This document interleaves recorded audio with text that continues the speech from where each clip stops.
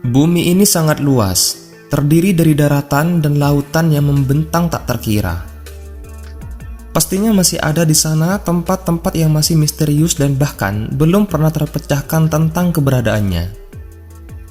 Di video kali ini, kita akan bahas tempat-tempat tersebut berdasarkan apa yang ada di dalam Al-Quran. Untuk itu, di video kali ini, kita akan membahas tentang 5 tempat misterius dalam Al-Quran yang belum ditemukan.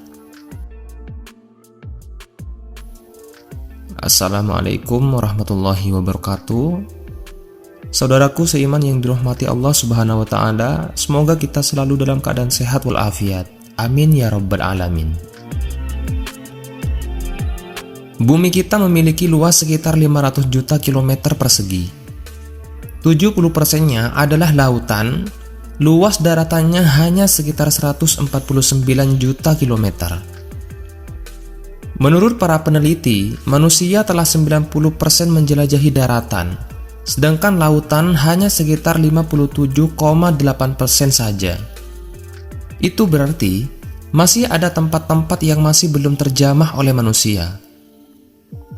Nah, ini yang menjadi menarik untuk dibahas. Apakah tempat-tempat yang belum terjamah tersebut merupakan salah satu dari tempat yang misterius yang ada di dalam Al-Quran dan hadis?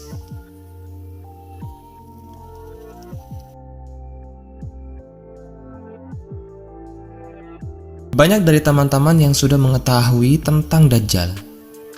Di hadis dan Al-Quran disebutkan bahwasanya Dajjal merupakan salah satu dari 10 tanda datangnya kiamat kubro.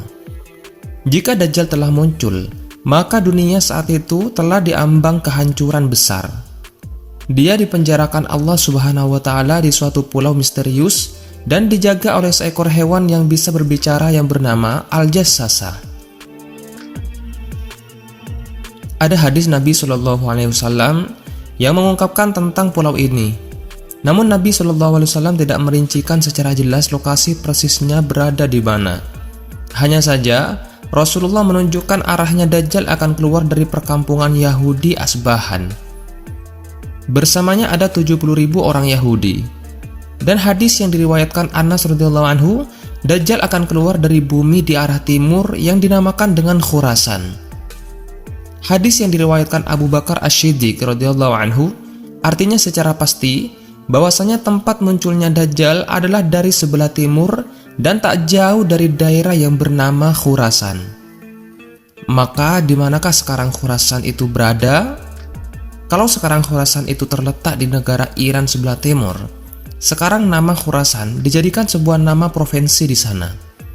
Namun teman-teman, jauh sebelum itu, sejak abad ketiga Masehi, Khurasan itu adalah satu wilayah yang luas meliputi Iran, Afghanistan, Tajikistan, Turkmenistan, Kazakhstan, dan Uzbekistan. Sedangkan tentang pulau tempat Dajjal dikurung mungkin saja berada tak jauh dari wilayah itu. Dan banyak tersebar kabar bahwa Dajjal dikurung di salah satu pulau di Yaman yang bernama Socotra. Karena pulau ini benar-benar aneh dan punya hewan dan tumbuhan yang tidak ditemukan di tempat lain. Selain di pulau Socotra ini, banyak orang yang mengaitkan tentang pulau Socotra ini sebagai pulau Dajjal. Namun teman-teman, ada pula yang mengatakan Dajjal di segitiga Bermuda, dan ada beberapa pendapat lain yang menyebutkan tentang di mana pulau Dajjal ini sebenarnya. Tapi kita tidak bisa bahas itu secara rinci, karena nanti akan sangat panjang durasi video ini. Intinya adalah sebuah petunjuk bahwasanya tempat Dajjal dipenjara adalah di sebuah pulau, dan satu-satunya orang yang pernah ke pulau itu dan bertemu Dajjal adalah Tamim Ad-Dari yang hidup sezaman dengan Nabi Shallallahu Alaihi Wasallam. Tamim pun tak sengaja bertemu Dajjal karena ketika itu kapalnya terombang-ambing selama 1 bulan dan terdampar di sebuah pulau yang entah ada di mana. Logikanya teman-teman, kejadian Tamim ini tidak pernah terulang lagi dan bahkan sampai saat ini bisa disimpulkan bahwasanya pulau tempat di mana Dajjal dipenjara memiliki lokasi yang tidak biasa, atau bisa juga dibilang dia bukan berada di dimensi manusia, makanya tidak bisa ditemukan.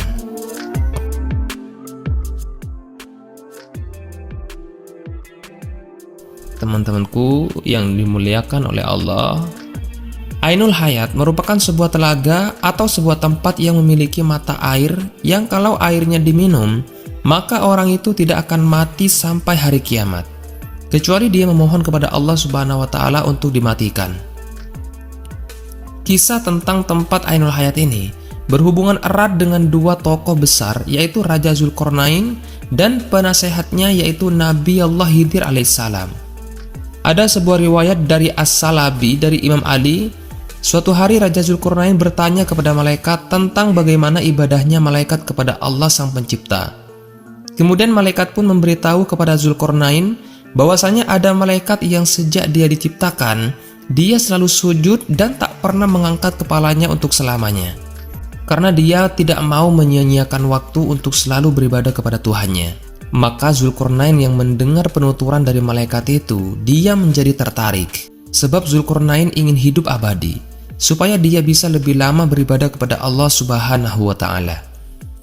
Lalu dicarilah telaga itu oleh Zulkarnain dan Khidir alaihissalam beserta dengan pasukan kerajaannya. Kemudian mereka menemukannya di tempat terbitnya matahari. Tempat itu digambarkan sebuah tempat yang gelap, namun bukan seperti gelap malam hari, tapi gelap karena ada semacam asap atau kabut yang tebal. Dan singkat cerita, yang minum air dari telaga itu hanyalah Nabi Khidir alaihissalam. Zulkarnain tidak meminumnya. Makanya ada khilaf dari para ulama, ada yang mengatakan bahwasanya Nabi Khidir masih hidup sampai hari ini. Tapi ada juga yang mengatakan bahwa Nabi Khidir sudah wafat. Kemudian pada abad ke-14 ada seorang penjelajah yang bernama Juan Ponce de Leon yang diutus oleh seorang raja yang bernama Raja Ferdinand. Ponce de Leon ditugaskan dalam memimpin ekspedisi pencarian mata air keabadian, atau dalam Islamnya disebut dengan Ainul Hayat. Tapi sampai akhir hayatnya Ponce de Leon tidak menemukannya. Dia tewas karena dipanah oleh suku pedalaman dari India. Artinya teman-teman, tempat ini masih misterius sampai hari ini. Bayangkan saja jika tempat ini sudah benar-benar ditemukan, pastilah orang-orang di seluruh dunia akan meminumnya dan tak akan lagi takut akan kematian. Allah Subhanahu wa Ta'ala memberikan apa yang kita butuhkan dan bukan apa yang kita inginkan.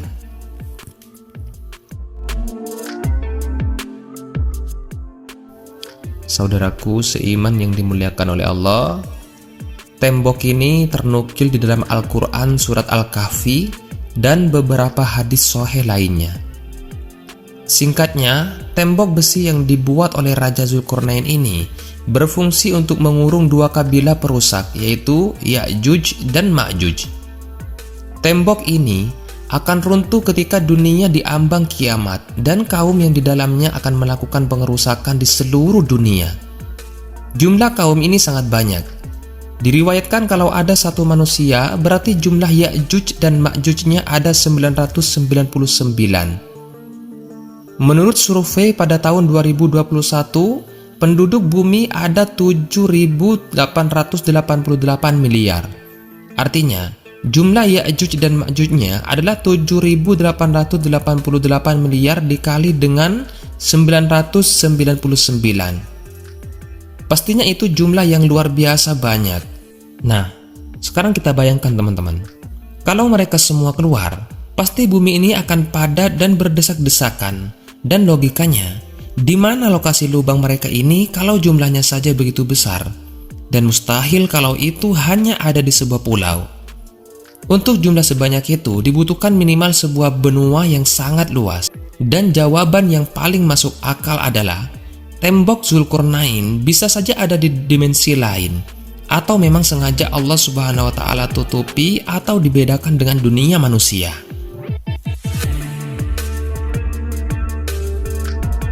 Saudaraku seiman yang dirahmati oleh Allah, tadi kita bicara tentang pulau, telaga, dan tembok misterius. Kali ini tempat yang misterius adalah sebuah gunung.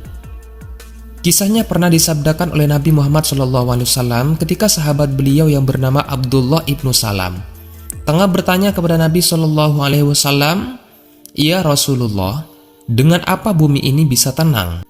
Nabi SAW bersabda, "Dengan beberapa gunung." Kemudian Abdullah bin Salam melanjutkan bertanya, Lalu dengan apa gunung-gunung itu dikokohkan? Nabi Muhammad SAW bersabda, dengan gunung Qaf yang terbuat dari batu zamrud hijau dan birunya langit.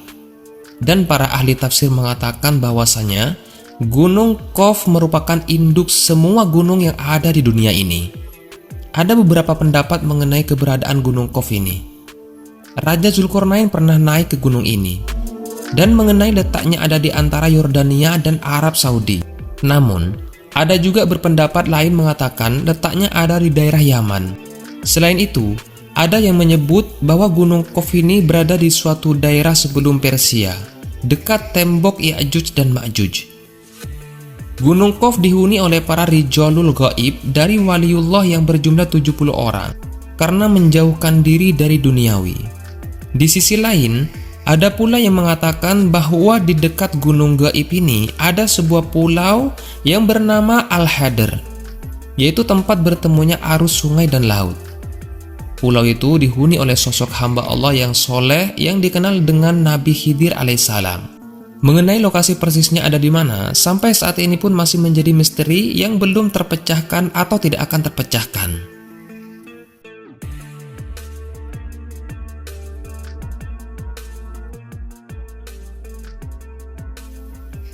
Kalau dinilai dari sisi kekayaan, mungkin sultan-sultan dari Indonesia ini tidak ada apa-apanya jika dibandingkan dengan Raja Sulaiman. Nabi atau Raja Sulaiman adalah sosok orang terkaya sebenarnya. Dia berkata, "Ya Tuhanku, ampunilah aku dan anugerahkanlah kepadaku kerajaan yang tidak dimiliki oleh siapapun setelahku. Sungguh Engkaulah yang Maha Pemberi." Al-Quran, Surat Shad ayat ke-35. Dikatakan kepadanya, "Masuklah ke dalam istana."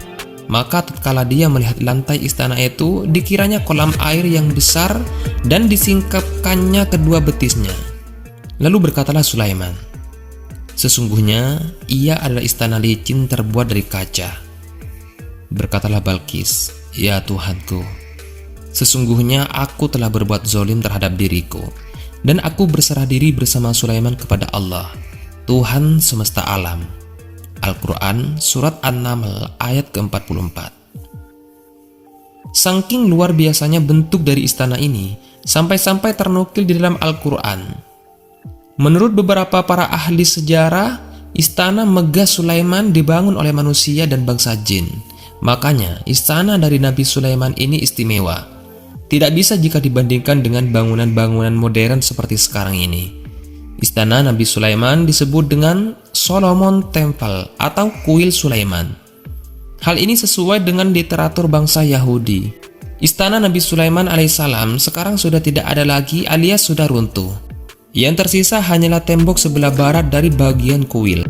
Bagi orang Yahudi, bangunan ini dinamai Kuil Wailing Wall atau tembok ratapan. Nah, selama pemerintahan Hizkia, perluasan tembok ini dilakukan sampai ke arah barat yang sekarang kita kenal dengan nama Kota Lama Yerusalem. Pada tahun 2005, seorang arkeolog bernama Eilat Nazar menemukan sisa-sisa peninggalan kerajaan Nabi Sulaiman. Dia menemukan situs pintu gerbang dengan lengkungan setinggi 18 meter yang dinamakan struktur batu melangkah. Maka karena ditemukan benda-benda itu, mereka melakukan penggalian besar-besaran sampai ke Masjidil Aqsa, yang akhirnya memicu kemarahan umat muslim di seluruh dunia. Karena ditakutkan, sebab dari penggalian itu akan merubuhkan Masjidil Aqsa. Lalu 2 tahun kemudian, di tahun 2007, ditemukan kembali reruntuhan bangunan yang mereka yakini sebagai reruntuhan kuil Nabi Sulaiman. Kuil itu berada di sebelah Masjidil Aqsa. Walaupun bangunan kuilnya sudah terlihat hancur parah, ahli sejarah yakin bahwa kuil Nabi Sulaiman masih bisa diangkat untuk dilihat. Dan di lokasi yang sama ditemukan beberapa peninggalan-peninggalan seperti keramik dan perabotan yang terkubur selama ribuan tahun. Menurut mereka, penemuan ini dianggap penting untuk mengetahui peradaban dan kemajuan yang telah dicapai manusia di masa Nabi Sulaiman dan Nabi Daud alaihissalam. Kuil istana Nabi Sulaiman ini, teman-teman, merupakan lambang dan simbol kekuatan serta sebagai bentuk pengakuan atas bangsa Yahudi kepada dunia. sehingga sangat berguna bagi kaum Yahudi. Ya, pada intinya, mereka mau mencari kuil Sulaiman dengan cara menghancurkan Masjidil Aqsa yang merupakan salah satu tempat yang dimuliakan Nabi kita, Nabi Muhammad SAW. Jadi itulah kisah tentang 5 tempat misterius dalam Al-Quran yang belum ditemukan sampai saat ini. Semoga video ini bermanfaat. Amin ya rabbal alamin. Saya akhiri. Wassalamualaikum warahmatullahi wabarakatuh.